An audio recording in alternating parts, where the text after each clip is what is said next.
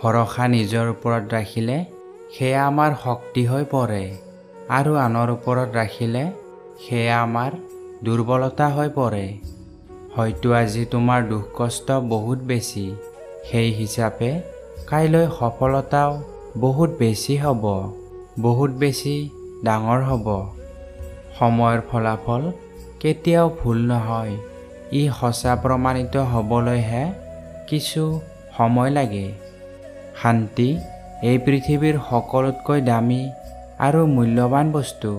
সেইকাৰণে তোমাক মূল্য নিদিয়া, গুৰুত্ব নিদিয়া মানুহৰ পিছত অবাবত ইয়াক কেতিয়াও নষ্ট নকৰিবা।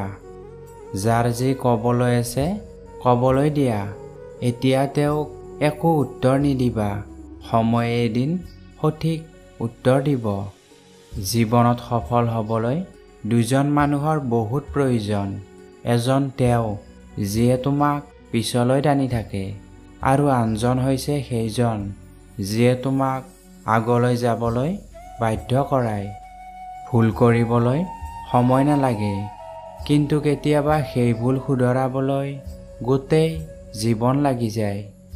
নিজৰ সমস্যাবোৰ কেৱল নিজৰে সমস্যা, আনৰ বাবেতো কেৱল গল্পহে মাত্ৰ। প্ৰেমিকৰ কাষত থাকি তেওঁৰ কেৰিয়াৰ গঢ়াত সহায় কৰা ছোৱালী বহুত কম দেখা যায়।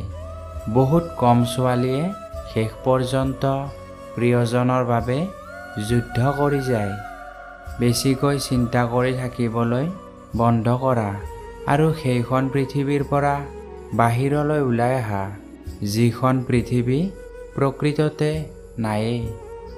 জীৱনৰ প্ৰকৃত সত্যটো এইটোৱে যে দুখত আমি অকলশৰীয়া হৈ যাওঁ আৰু সুখত গোটেই পৃথিৱী আমাৰ লগত থাকে। ইয়াত প্ৰত্যেকজন মানুহে তোমাক কেতিয়াও বুজি নাপায় আৰু এয়াই হৈছে এই পৃথিৱীৰ নিয়ম। সম্পৰ্ক ভাঙিব নাপায়, সেইটো সঁচা, কিন্তু যিটো সম্পৰ্কত তোমাৰ কোনো মূল্য নাই সেই সম্পৰ্ক বজাই ৰখাটো উচিত নহয়। সকলো আঘাতৰ প্ৰতিশোধ ল'ব নাপায়, কিছু আঘাতৰ বিচাৰ হাঁহিমুখে ভগৱানৰ ওচৰত এৰি দিয়া। এই পৃথিৱীত সুখী হৈ থকাৰ এটাই উপায়, সেইটো হ'ল জীৱনত আনৰ পৰা একো আশা নকৰিবা।